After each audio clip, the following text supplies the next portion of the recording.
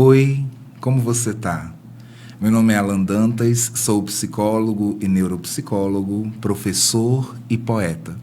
E este é o podcast Pausas, um momento de conversa à sombra das nossas vivências e ao sol das urgências que tecem quem somos.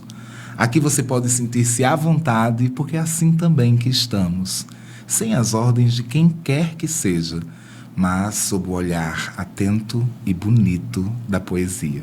É ela quem, em nossos olhos cheios d'água, abriga a educação, a saúde e a sociedade. Temas do nosso podcast. Nós somos mar e convidamos você a viver essa pausa conosco. Vamos mergulhar? E nesse segundo episódio do podcast Pausas, eu tenho a alegria de trazer inúmeras vozes importantíssimas para dialogar sobre o nosso aqui e agora, dentro dos mares da subalternidade, dentro dos mares de margens que nos molham todos os dias. E para conversar conosco, primeiramente eu convido a poetisa Elisa Lucinda, ela que nasceu no dia de Iemanjá, essa mulher nascida no Espírito Santo, uma grande atriz e poetisa brasileira. E também já a dica do seu livro Vozes Guardadas, de Elisa Lucinda. De Elisa Lucinda, Última Moda.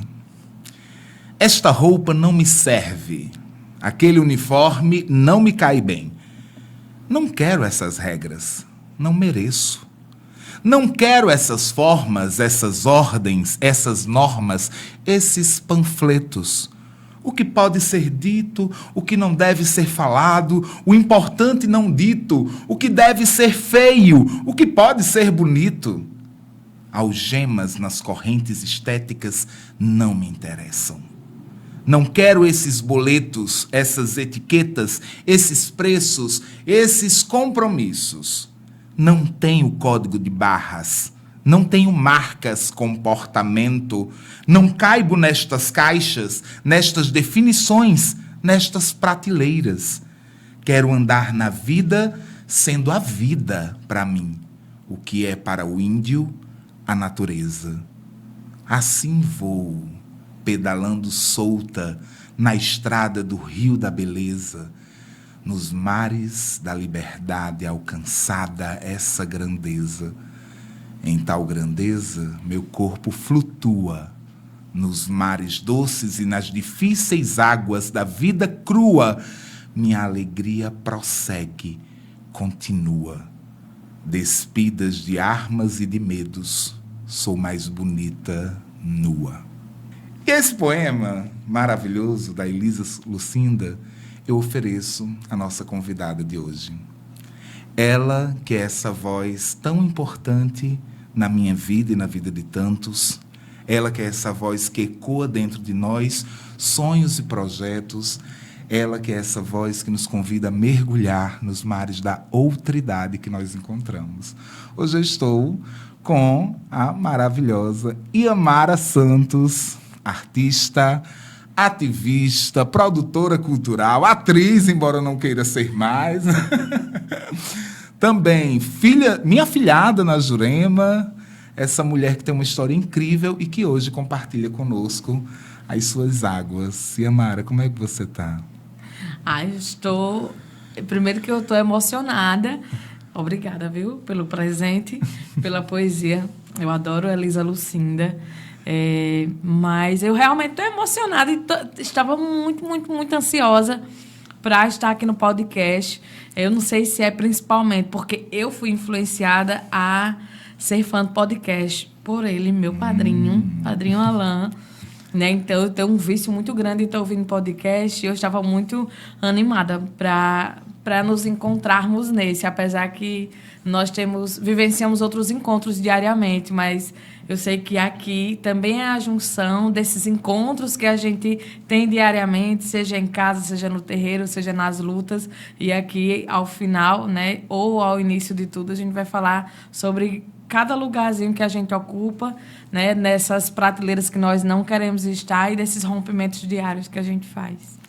Bom, Iamara é essa pessoa que nos conquista com a voz, com a fala, porque essa fala é cheia de verdade. Eu lembro que quando eu conheci você, foi isso que me alcançou, né? Foi sua voz, foi a pessoa bonita que estava na minha frente lutando e fazendo, não apenas lutando, mas também fazendo um mundo diferente.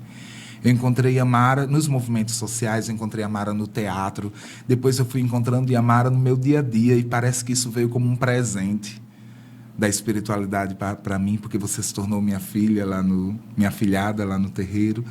E hoje eu estou aqui com você no podcast. É muito verdade que você fala assim sobre os nossos encontros, né? Porque a gente sempre compartilhou muito, assim, você ouviu aquilo ali? Você ouviu aquele episódio? E chega agora o momento em que a gente está aqui, metalinguisticamente falando. E a Mara também foi minha aluna na UERN, né? E hoje a gente está aqui, metalinguisticamente falando, vivendo um podcast. Um dos podcasts que inspiraram esse momento foi o podcast da Natália, né? Como é Yamara escutadora, vamos dizer assim, de podcasts? A Yamara escutadora de podcast e a Yamara que arruma a casa. Não é... Eu amo escutar podcast no meu momento que eu sou só eu. Eu acho que eu sou... Quando eu coloco um podcast para ouvir, eu me sinto despida, nua como a Elisa Lucinda. Para mim é exatamente isso, assim, eu me sinto nua. É na hora que eu pego a vassoura para limpar a casa, que eu vou lavar a louça, que eu vou me sentir bem dentro do meu lar. Então, é o lugar que eu me sinto segura. E quando eu coloco um podcast, é o momento que eu estou despida de todas as outras responsabilidades que eu tenho e compromissos também que eu tenho, além de mim, dos meus compromissos coletivos. É quando eu me encontro comigo mesma. Há um podcast, o podcast que eu estava falando, minha gente, é aquele de Natália, que se chama Para Dar Nome às Coisas. Inclusive, fica como dica aí para vocês, que é um podcast lindo demais, né? Mas, além desses, outros combinam conosco, né? Quais podcasts você escuta mais hoje? Depois do pausa. Tá. Não inviabilize. Eu amo Não Inviabilize. Amo saber da história da vida do povo, opinar sozinha em casa. Enfim, adoro Para Não Dar Nome às Coisas. E eu amo um que eu ouço todos os dias pela manhã, que eu acabei de esquecer. Eu tenho TDAH. Então, esqueci mesmo. Mas é Café com Alguma Coisa. Que eu escuto todo dia. Que é quase o jornal assim, que a gente para assistir. E aí ele traz alguns temas mais universais, né? Também político, também de cidadania. E aí é uma forma que eu vou me atualizando com as pautas que eu considero importantes, né? E eu ouço a nível do Brasil e também tem algumas pautas que são internacionais. Por exemplo, eu escutei ontem o que falava sobre Rebeca, né? Como Rebeca é uma mulher negra chegou onde chegou, o que significou Simone e a outra menina que ganhou ter se curvado também para uma outra mulher negra. Então, eu adoro esse podcast porque eu me sinto super atualizada, né? E também me sinto provocada com as questões, né, do cotidiano e da sociedade. Eu acho que você está falando do podcast Café da Manhã. Que é da Folha de São Paulo, né? Eu adoro esse podcast. Pois é, muito bom. Você falou aqui, você tocou numa palavra-chave para o nosso encontro permanecer acontecendo. Você falou em política. E eu queria conhecer e que você se desse a conhecer, assim, como é que nasceu a Yamara na política? Como é que isso se deu? Eu vou iniciar falando uma coisa que eu sempre falo para todas as pessoas. Um processo de liderança, né? Eu acho que política também é sobre liderança, mas é também ocupar espaços pensando a política, né? E eu acho que as pessoas confundem muito a política com politicagem. A nossa sociedade ainda não aprendeu a debater uma política de qualidade que muda a vida das pessoas. Mas eu fui inserida dentro da política em 2017, na verdade. Aliás, 2016, quando nós ocupamos a UERN. Foi quando eu entendi um movimento político, a política como algo transformador. Em 2016, nós ocupamos pela primeira vez a UERN, né, aqui em Açu, e foi o primeiro camp a estar ocupado da UERN no Rio Grande do Norte. Então, nós ocupamos na defesa dos salários em dias, né, para os nossos trabalhadores terceirizados da UERN. Eu não estudava na UERN e, por isso, também foi o que hoje eu vejo como um despertar da política, do processo de empatia também com o outro. Então, foi lá em 2016 que nós plantamos uma semente de enxergar a política. Não só eu sei que tem outras pessoas da juventude ainda que estiveram lá com a gente, mas que entenderam aquele período, aquele momento como um movimento político de transformação na vida das pessoas. Então, a política começou em mim quando eu entendi que eu precisaria lutar para transformar a vida de alguém. Seja transformar no mínimo que é o máximo para quem sente fome, que é lutar por dignidade, para que aquela pessoa receba seu salário em dia, minimamente, e que ela consiga pagar suas contas, colocar a comida na mesa. Então, pensar esse movimento transformador, para mim, naquele período foi provocante, mas hoje ainda é muito provocante. Por isso que ele é um movimento que permanece vivo diariamente na minha vida. Então, eu acho que hoje, a maior parte do meu tempo, na verdade, hoje eu faço política em todos os espaços que eu estou. Né? E a política, a luta pelas políticas públicas de transformação da vida das pessoas e da sociedade também. Né? E aí, eu entendi o movimento político, passei a construir outros espaços de política, me compreendi mulher feminista dentro de um movimento feminista. Eu estava estudando para tentar entender o que era isso. Aprendi, sou. Mas em 2019, né, dentro dessas construções, movimento estudantil, fui para as ruas aqui em outros momentos, na luta pela vida das mulheres, no 8 de março. Mas em 2018, eu entendi a política ela acontecendo dentro de um outro espaço, dentro de um parlamento. Quando eu fui convidada pela deputada Isolda para trabalhar com ela como assessora. Aí, nesse convite, eu era vendedora lá da loja de Nazaré, e lá também eu entendia o meu lugar ali também como um lugar de movimento político. É interessante porque parece que foi assim um despertar mesmo, né? A partir de sua necessidade, do seu lugar, da sua história, porque quando a gente se pergunta assim, nossa, como é que Yamara decidiu entrar na política? É também pelo que você é, pela sua necessidade, pela sua vivência e também por conseguir olhar com sensibilidade para aquilo que atravessava a sua vida, não é? Como é que esses movimentos refletem isso, assim, para você? Isso, e assim, só para voltar um pouquinho, né? A política naquele período, para mim, era... Teve um dia que eu acordei, eu disse assim, meu Deus, eu não quero ser só mais uma pessoa nesse mundo de meu Deus. Como é que eu quero passar a minha vida só levantando, em trabalhar, voltando e meu olhar crítico, assim, meu pensamento crítico sobre essa sociedade que, para mim, que moro no bairro o qual eu moro, que é lá no Boichoco, né? Eu que moro nesse bairro, que é um bairro, desde que eu sou pequena, é um bairro periférico, eu sei o que é que acontece aqui, sei o que é que acontece em outros bairros. Eu nasci nessa família, né? A minha família, né? Minha avó, meu avô que me criavam, minha mãe solo, várias mulheres, todas elas, né? A maioria engravidou muito cedo. Eu, aos 12 anos, trabalhando. Como é que eu, aos 16 anos, não tinha... Na verdade, eu não tive a possibilidade de olhar para a minha vida com outro olhar. Né? Mas que bom que eu não tive, porque eu sou muito mais feliz, eu tenho certeza, com esse objetivo que eu entendi lá atrás. Assim, não, eu preciso viver a minha vida com um objetivo maior, sem ser só o que eu vejo na minha casa.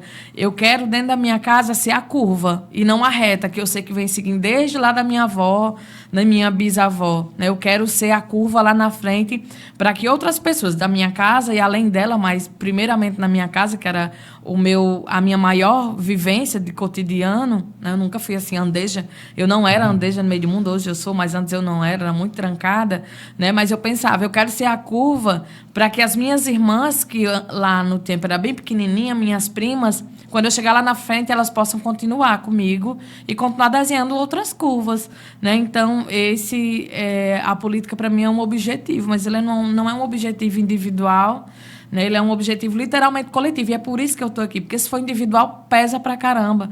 Né? A política ela é também muito muito romantizada. Eu acho a política romantizada. Sim. Ninguém fala das dores de ser uma pessoa política. Da violência também. Né? Da violência disso. Como é que isso pesa quando Iamara chega em casa e deita?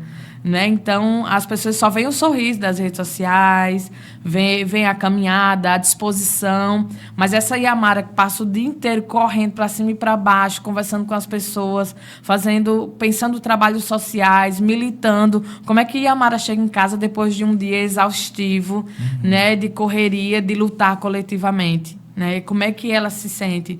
E aí, essa parte também esse meu olhar também sobre a política, né? Eu não gosto de romantizar a política, esse olhar também me provoca diariamente. É um movimento do seu corpo, né? Do seu corpo de mulher, do seu corpo de mulher preta, de mulher lésbica. Como é que isso dialoga, por exemplo, com essa representatividade que você tenta buscar? É isso que você busca, a representatividade? É algo mais, é algo menos, né? Do que trata essa busca. Para quem não entende ainda essa situação, vou explicar também. A Mara tem uma construção política de bastante tempo, né? E uma construção partidária, inclusive, né? E a Mara é do Partido dos Trabalhadores, foi candidata nas últimas eleições para vereadores aqui de Açu, e agora será candidata também, é pré-candidata, né? Ao pleito municipal na Câmara dos Vereadores, né? Como é que esse corpo atravessado dialoga com essa representatividade que se tenta buscar? Eu acho que esse corpo ele se movimenta na disposição, né? Na caminhada, na ida, realmente. E assim, né? Já que é um podcast, eu não tenho como falar sobre atravessar sem falar de como você, o senhor, meu padrinho, também me atravessa, o senhor sabe, né, do que me atravessou, mas ao final eu consegui atravessar, na verdade, muitas dores, muitos sentimentos, e aí, mais uma vez, eu me compreendi como uma curva. Eu atravessei tantos medos que eu estava sentindo, tantos receios, cansaço também, né, mas eu disse, não, eu não vou deixar que me atravesse sempre, né? Eu preciso atravessar tudo isso para conseguir encontrar um rumo, não só por mim, porque eu digo que existem lideranças, e a liderança, ela não é... Eu não me olhei assim, de repente, e disse, eu vou ser uma liderança e eu vou representar outras pessoas. Não, o que é mais complexo nas lideranças é que as pessoas lhe enxergam dessa forma e você toma para si, porque você entende que não deve ser, não é só sobre você, é sobre o outro também. Então, esse corpo em movimento, eu existo também e resisto pelo outro, não só por mim, né? Eu acho que, por último, né, é por mim, mas eu me olho lá de baixo e eu vejo uma coisa muito maior. Eu vejo pessoas na minha frente. Eu sempre falo também que, para mim, não faz sentido eu caminhar sozinha. Se eu sair daqui agora, né, do estúdio, e chegar, né, lá ao final da rua e eu estiver sozinha, olhar para trás e não tiver ninguém, para mim não faz sentido nenhum construir a política. Só faz sentido se as pessoas caminharem junto comigo, né? Se eu conseguir ver mulheres, a população LGBT, os povos de terreiro, né? As mulheres negras também. Eu disse mulheres, mas eu preciso fazer um recorte de classe, de gênero, de cor, né? De raça. E nós, mulheres negras, também vivenciamos muitas dificuldades, né? Elisa Lucinda é uma mulher negra e ela traz muito isso nas poesias dela, né? Desse lugar de imagem. Então, a minha luta não são só por esses grupos que acabei de falar, né? Realmente um objetivo muito maior. Mas eu luto muito mais, o que me instiga muito mais são a população que vive à margem. Somos nós que queremos ser a curva, né? Não gosto nem de colocar a margem, mas somos nós que queremos ser a curva e não queremos estar só nas prateleiras, enxergados como mercadoria, ou num momento específico, ou num período, ou as pessoas querem nos impor determinados valores. Né? Então, o meu corpo em movimento é sobre tudo isso. E é um corpo requisitado por quem quer também se ver e se ouvir nos lugares e ser percebido de outra forma, sua candidatura e sua caminhada política, porque quando a gente fala de construção política, a gente não pode resumir isso a ocupar uma vaga na Câmara dos Vereadores, a ocupar uma vaga num cargo executivo, enfim. Quando a gente fala de construção política, a gente fala de todos os movimentos que acontecem nesse caminho, né? O caminho em si é muito importante, o caminho em si é mudança, é transformação. Então, nós alcançamos muitas pessoas com a nossa luta, né? E muitas vezes o que a gente percebe é exatamente isso, é o quanto as pessoas querem se ver e se ouvir naquilo que nós falamos. Existe um livro incrível da Chimamanda Adichie, que eu sempre trago nos nossos diálogos, né? E que é O Perigo de uma História Única, que já fica como dica também. Para quem tem preguiça de ler, nós temos também a palestra com o mesmo título da Chimamanda, disponível no YouTube. E em Um Perigo de uma História Única, Chimamanda nos convida a essa reflexão sobre o quanto o Ocidente e o quanto o colonizador nos coloca em um lugar de margem de fato, em um lugar que não é o lugar alto, né? Em um lugar que não é o lugar do privilégio, do prestígio, é o lugar do não ser. É tanto que, no seu processo de construção, Chimamanda coloca, né, de descoberta de si, na escrita, Chimamanda diz que quando começou a escrever suas primeiras histórias, todos os personagens tinham olhos azuis, tinham a pele clara e viviam em um lugar com muita neve, né?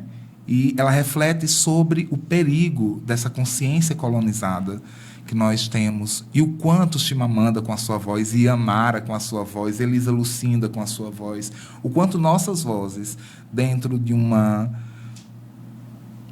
desse habitar à margem podem ser importantes para a gente escrever uma outra história e não a história única, aquela que escrevem sobre nós, né? Isso mesmo.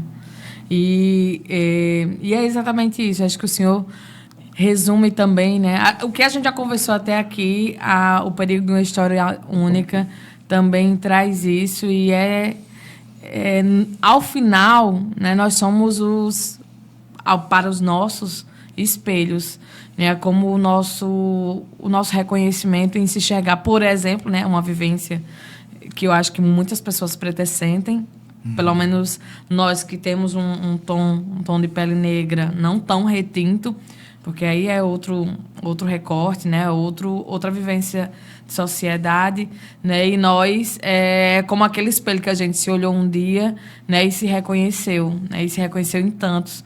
Então, que as nossas histórias elas não sejam únicas, porque não são. Né? E é por isso que a luta faz muito sentido. É por isso que eu falo muito e friso muito a palavra coletividade, porque não tem como vivenciar uma história e achar que é só a minha. Como é que eu vou achar que é só a minha se eu chego lá no meu bairro e eu vejo outras histórias parecidas com a minha? Né? Se eu chego lá no Vertentes e vejo outras, no Frutilândia e vejo outras. Então, nós somos uma rede muito grande e que nós possamos, na verdade, na verdade, esse é um processo de conscientização da sociedade, né, para que a gente consiga se reconhecer e enxergar em nós a nossa maior rede de apoio. Uhum. Você já pensou em desistir? De quê? Em muitos momentos, depende, né? Da luta, eu achei que a vida seria mais fácil.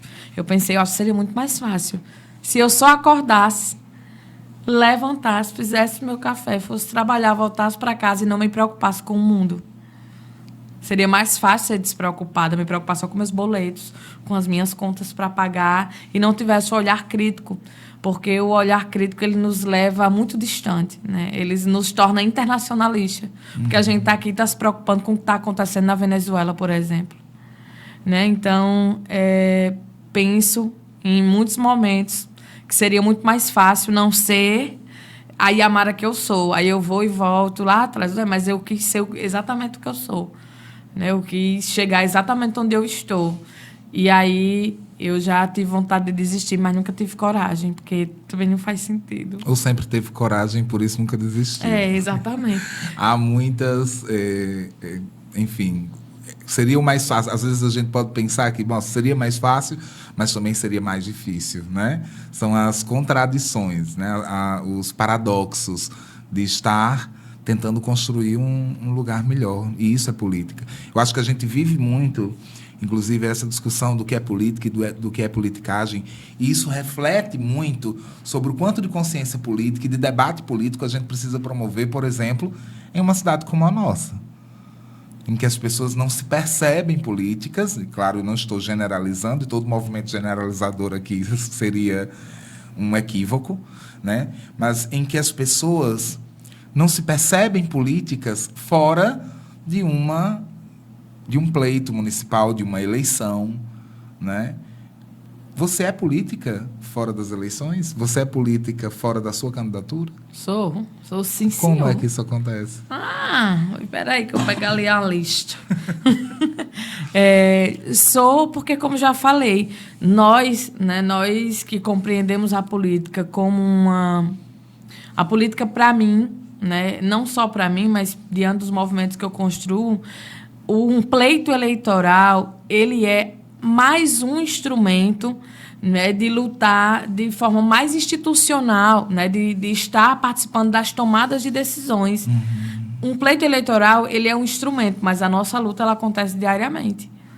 Né? Ela acontece diariamente, porque eu, por exemplo, construo a Marcha Mundial das Mulheres. Nós não paramos, porque a pauta das mulheres ela não acontece apenas no 8 de março, nem no Agosto Lilás, nem entendemos, por exemplo, estamos na campanha Agosto Lilás, e nem entendemos os nossos corpos apenas numa perspectiva da luta contra a violência. Né? Nossa luta é muito...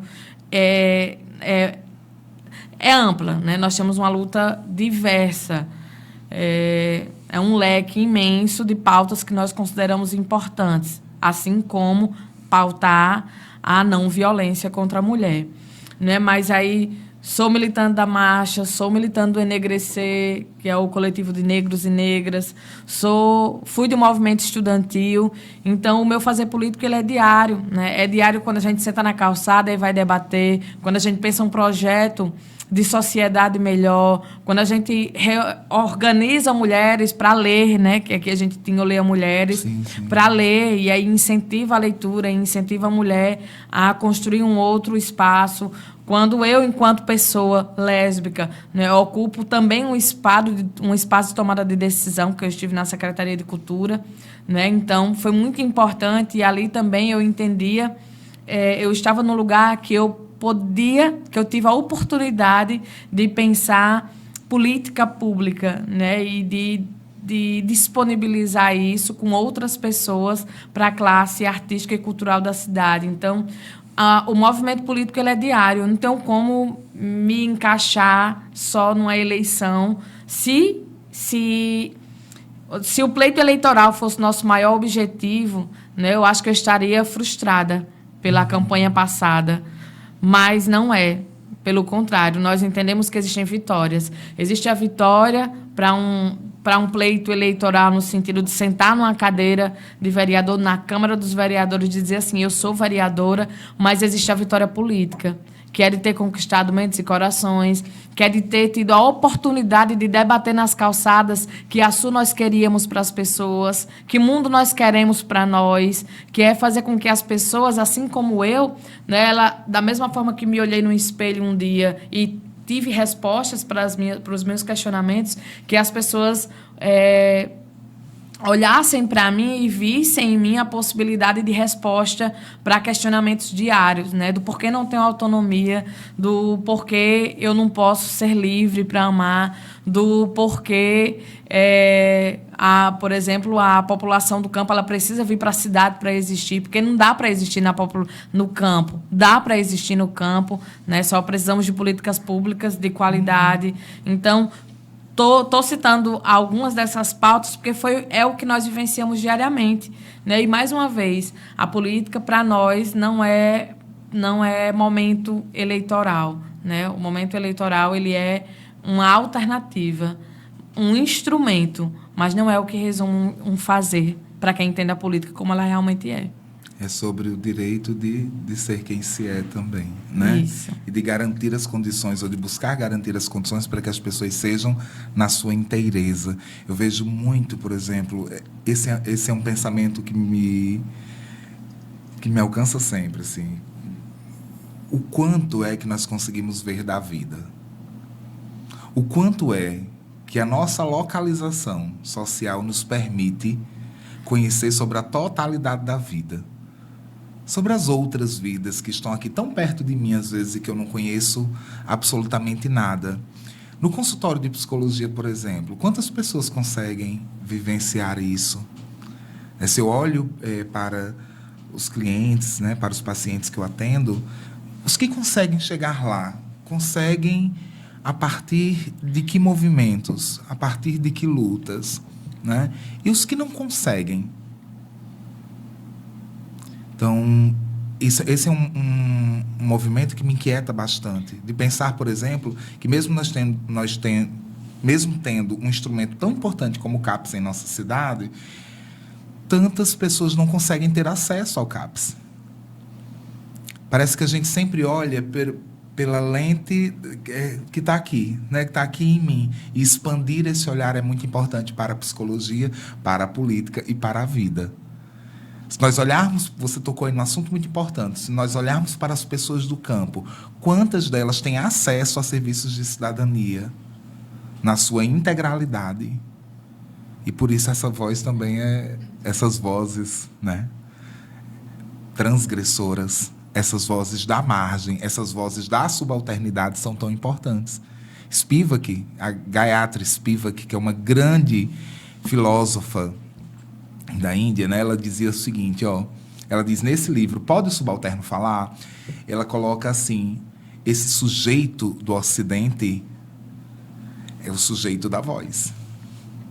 Mas para quem está à margem do Ocidente, né, de que maneira ele pode falar? E a política é um caminho para isso. Essa representatividade é um caminho para isso. Tem um outro livro maravilhoso, hoje está cheio de coisa aqui pipinando, né?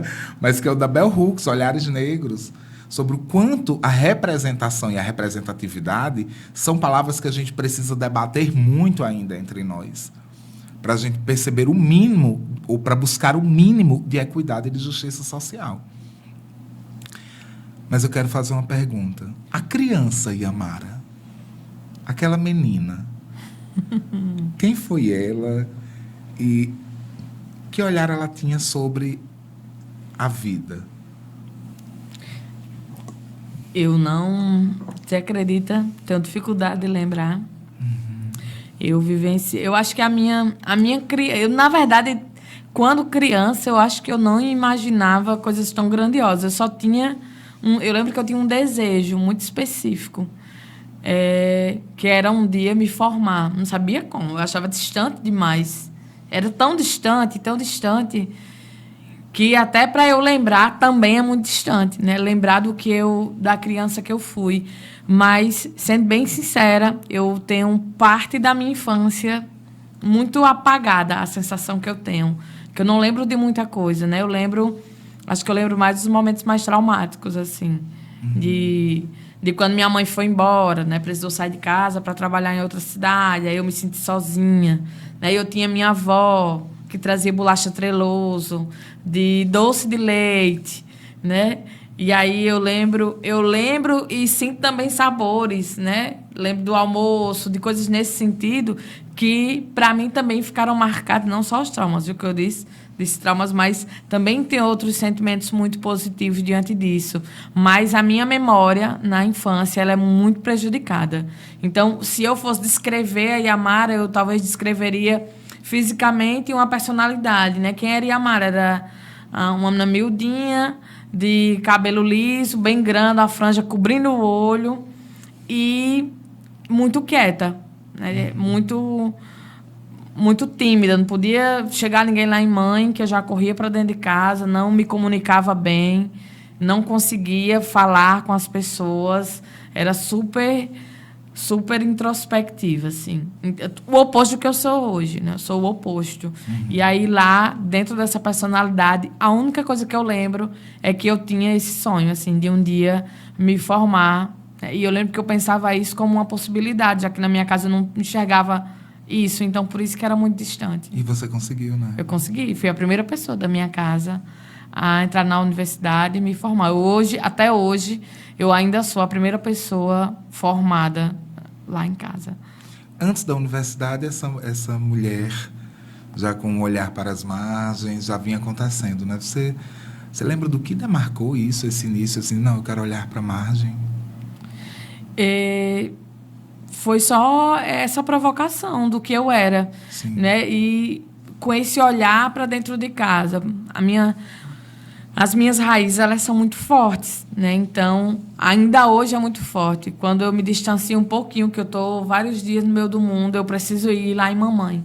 Aí eu preciso entrar naquela casa de novo, tomar o café, me sentar na mesa, olhar para ela, olhar para minha mãinha, né? Minha mãe, mamãe e minha avó, olhar para minha mãe, vivenciar nem que seja meia hora ali com o meu povo, para eu retomar de novo, né? Entender que quando eu sair dali, apesar da correria, eu vou começar de novo, mas vou começar muito mais tranquila, né? Lembrando as minhas raízes e também respondendo do porquê eu também estou de pé, do porquê eu tenho o que é que me impulsiona, né? Então, são as minhas raízes que me impulsionam muito a estar, a ir, a continuar e a estar nesse movimento cotidiano. A gente falou sobre alguns recortes aqui durante a nossa conversa, e um deles foi sobre a negritude, né? Sobre o reconhecer-se negro. Eu compartilho muito isso com você. E a Mara é uma das pessoas com quem eu compartilho que eu só me descobri negro recentemente, né? Como foi a sua descoberta? Foi desde cedo? Foi algo que lhe doeu, que lhe custou?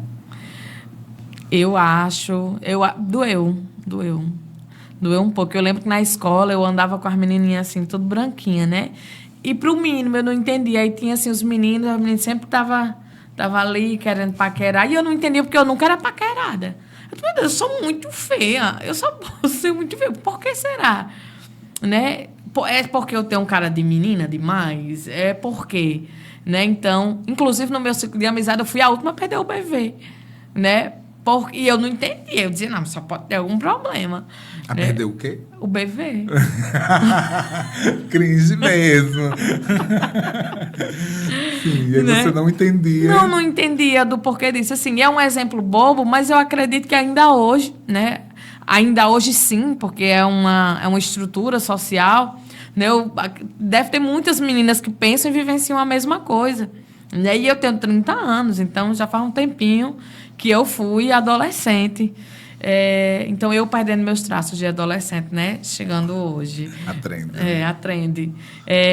Mas eu olhava muito assim para algumas partes do meu corpo, essa parte do braço, né? A parte interna do braço. Olhava para os meus seios, para minha barriga, que era muito coberta, e eu dizia, não, eu não sou negra, eu sou queimada do sol. Porque essa parte aqui do meu braço não é da cor que está aqui. Né? Não é da cor do meu rosto, por exemplo. Então, eu não sou negra. Então, eu vivenciei um processo de negação da minha negritude, de me compreender essa mulher negra.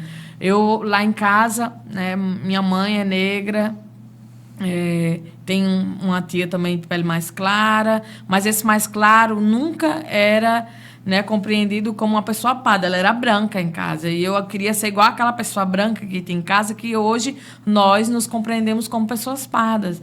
Mas eu neguei em muitos momentos isso para aparecer com as minhas amigas. E eu lembro que muitas vezes eu deitava e pensava, meu Deus, como eu queria ter nascido branca.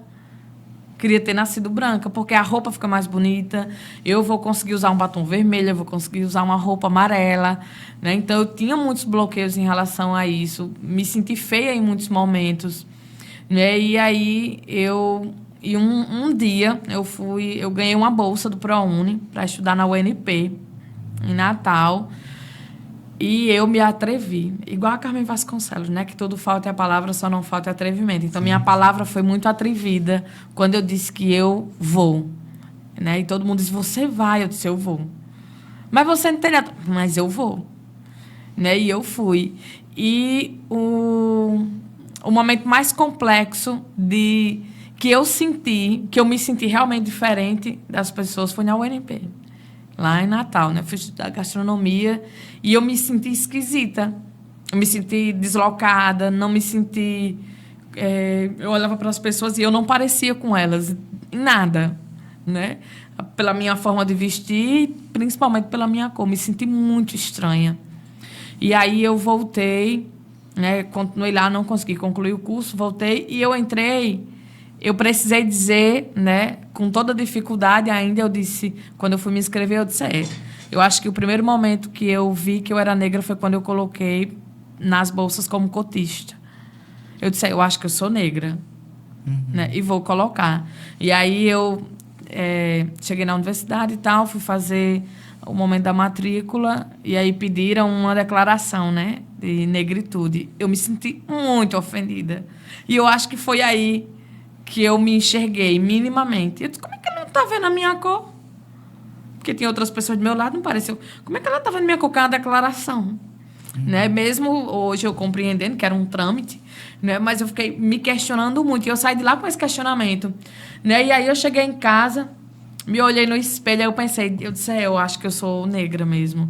Então, mas as outras pessoas já me falavam sobre isso. Eu tive tempo para me ver negra, né? Eu tive muito tempo e eu acho que eu perdi muito tempo não me vendo dessa forma, porque eu tenho certeza que se eu tivesse me visto antes como eu realmente era, se eu tivesse me encontrado como eu realmente me vejo e sou hoje, eu acho que minha vida seria também diferente. Porque eu acho, sim, que lá atrás, se eu tivesse visto aquele momento, né, como a gente já falou aqui, iria me atravessar de uma outra forma. E hoje eu seria uma outra Yamara. E aí um dia eu fui convidada por Andresa, professora da UERN, para ir para uma mesa no Novembro Negro, para falar sobre negritude. E eu ainda relutei, eu disse, mas eu não vou. Mas aí aquele dia, para mim, também foi um ato político. E eu decidi ir, né, e falei sobre o meu processo de compreensão como pessoa negra, como é que eu me via, como é que eu me enxergava naquele momento. E todos esses momentos, eles, na verdade, foram um somativo para que eu pudesse me compreender e me ver como essa pessoa negra. E hoje eu sou essa aqui, ó, essa negona. E sou muito feliz, muito, muito feliz por ter me visto, me compreendido e me respeitado acima de tudo. Em movimentos da negritude, você participou do Enegrecer, não é isso? Isso, do Enegrecer. Da Kizomba?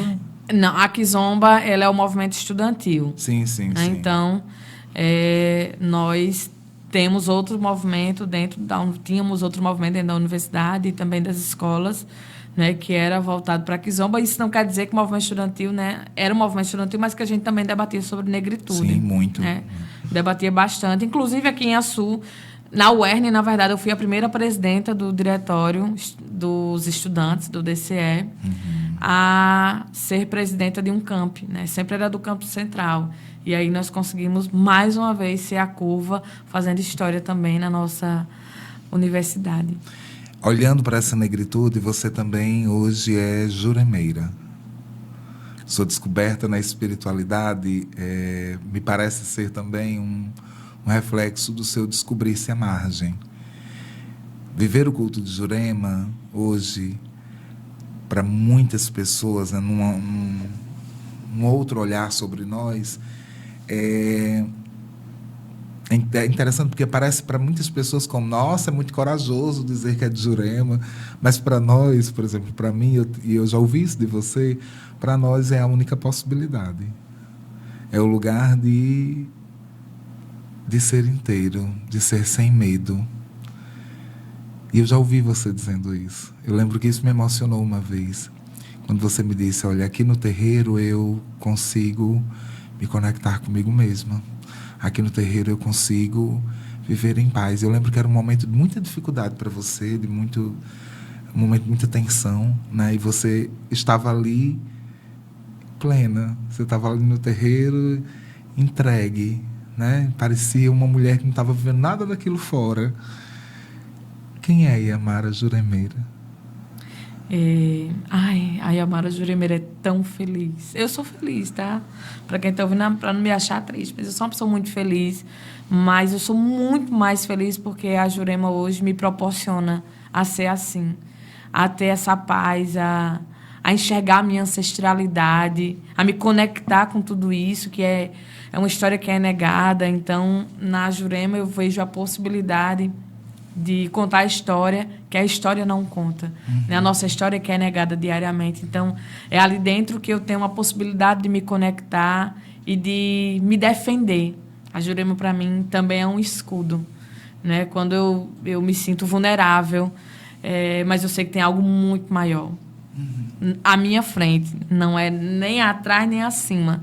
É à minha frente. Então, eu tenho a Yamara... A Yamara Juremeira é essa Yamara, né? Eu acho que é resiliente. Né? A Yamara resiliente, a Yamara que me doa a oportunidade de me conectar, de contar a história que a história não conta, né? De mostrar do lugar que nós estamos, as possibilidades que nós temos, né? E como isso é construído internamente, com união, com amor. A Yamara Juremeira também é a Yamara que escolheu uma família, né? Tem a família que a gente nasce e que a gente escolhe. Eu sou muito feliz pelas duas famílias que eu tenho.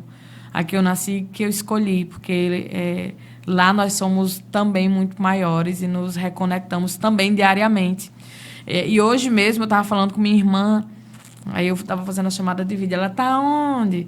Aí eu disse, estou no meu lugar de paz. Meu lugar de paz tem endereço, tem número, né? E tem o que eu preciso, que é muito, muito caro para mim. É muito valioso para mim, que é a minha espiritualidade. Né? Então, eu estou no meu lugar de paz. E ela disse que engraçado. Né? Esse seu lugar que tem endereço, eu disse, tem. Porque eu posso até me sentir perdida em qualquer canto do mundo, mas eu sei que eu vou encontrar a minha casa. Que é lá que as portas estarão abertas sempre, sempre, sempre. E para além da nossa conexão com a espiritualidade, tem a própria formação da comunidade, né? O fato de termos alguém que cuide de nós, né? Você tem o seu padrinho, Alan Dantas, mas você tem o seu pai Judson, né? Alguém que olhe por nós e nos defenda. Eu tenho meu pai Daílson. Como é ter um pai na Jurema? Acho que a pergunta é como é ter um pai, no geral. Né? Eu fui... Minha mãe foi mãe solo. Né? Então, eu tive meu papai, que é meu avô, mas para mim é muito maior. Meu avô é meu avô, mas meu pai hoje representa como é... A pergunta para mim é como é ter um pai. Né? E eu não tenho nem palavras. Né? Em Pai Judson, eu encontrei uma paternidade que eu nunca tive na minha vida inteira. Assim, e eu sou muito, muito, muito feliz. E eu enxergo ele... Né? Ele é carudo, assim, meio sério na dele, mas eu não vejo nada disso nele. Assim. Para mim, ele é uma das pessoas mais doces que eu conheço. Ele constrói a Yamara política? Sim, com toda certeza. Com toda certeza. É quem eu vou atrás quando eu quero uma opinião, né? Quando me senti aflita, quando eu me senti ausente, também fui, conversei. E eu tenho certeza que é uma pessoa que, assim, quando eu estou aperreada, eu ligo, pai, pelo amor de Deus, está acontecendo não sei o quê. E ele, para mim, ele é essa pausa. Ele é uma pausa. Teve muitos momentos que eu estava num turbilhão, estava com muitas ondas, né? Um mar muito revolto. Mas quando eu falei com ele, ele me tranquilizou e ele, para mim, é uma pausa. Yamara, nós estamos chegando ao final. Passou tão ligeiro. Tanta coisa para a gente falar. Nós vamos precisar, com Yamara, a gente vai precisar fazer uma websérie, né? Quase, porque tem muita coisa a se discutir.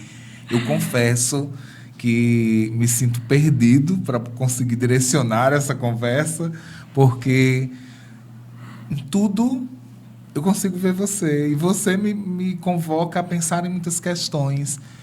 Porque a sua voz é assim, né? Ela desperta o melhor de nós, ela desperta a nossa vontade de falar. É a voz que desperta Dona Lourdes, que desperta Vanusa, Yasmin, Isabelle. É essa voz que desperta o Bela Vista, o Boi Choco. A gente pode falar Boi Choco tranquilamente? Para mim, sim. Tem gente que não gosta, não. Mas existe uma rixa da comunidade com esse termo, não? Existe. Existe, porque Bochoco era um lugar marginalizado. Sim, e quem sim. mora no Bela Vista não se sente nesse lugar, entendeu? Aí tem aquela coisa, eu não moro no Bochoco, não, eu moro no Bela Vista. Você já viu a gente querer o que é ruim pra gente? É Né? verdade. Então as pessoas se sentem, eu acho que é nesse lugar assim. Eu quero moro lá no Bochoco, um lugar, um nome desse. Né? Então é pelo histórico que tinha lá atrás. Muito bom. E eu quero agradecer a você. Tem um presente para lhe dar, que é o livro Eu não Vozes acredito, Guardadas, de Elisa Lucinda, um livro de poemas que já ficou como dica aqui para vocês. E desejar que a sua caminhada continue unida à nossa, que sua voz continue ecoando pelos lugares, transformando, revolucionando, não só a sua história, mas a história de muita gente. A sua história revoluciona a minha. E eu sou muito feliz por ter você ao meu lado, de ter você assim, com as mãos dadas, né? E de ter você podendo falar por nós também. Tá bom? Ai, que coisa linda. Parecia até que eu tava, né, puxando o saco para Elisa Lucinda, mas eu gosto dela de verdade e eu estou muito feliz porque eu ganhei esse livro. O senhor sabe que os próximos convidados vão querer um presente. Não, e vai ser agora, vai ser determinado já, viu, Igor? A partir de agora, todos os convidados ganharão um livro. Eu ia fazer uma caneca, mas não, vai ser um livro mesmo. Pelo tamanho da sua biblioteca, dá certinho. Dá. Mas muito, muito, muito, muito obrigada. Eu amei participar, né? Estou me sentindo muito importante nesse podcast Pausas, né? E eu sei que o Pausas também era um sonho guardado no senhor. Sim, sim. E que agora é realidade. Era um projeto, né, que também lhe provocava, né? Porque é aqui também que o senhor consegue ecoar a sua voz, né, junto com outras vozes. Então, essa tarefa social não é só minha, ela é nossa, né? E que esse projeto ele tenha vida longa e que ele possa ser também, assim como a política, um instrumento de transformação na vida das pessoas, né? Que alguém que estiver ouvindo lá, lavando a louça ou não, né? Colocar ali num cantinho enquanto está fazendo uma coisa ou outra, ou está ali se dedicando para assistir, né? No YouTube, que essa pessoa ela também seja atravessada pelas histórias que passaram aqui e que sejam marcadas também pelo mínimo detalhe, né? Até pela poesia, principalmente, né? A poesia, porque a poesia também aponta caminhos. Então, que esse projeto, né? Que esse podcast, ele possa apontar caminhos longos, tanto para o senhor, para os convidados e para outras pessoas, que alcance muita gente. Que sejamos Mara, então, e que também aprendamos a ser curva. Obrigado, Yamara. Obrigada.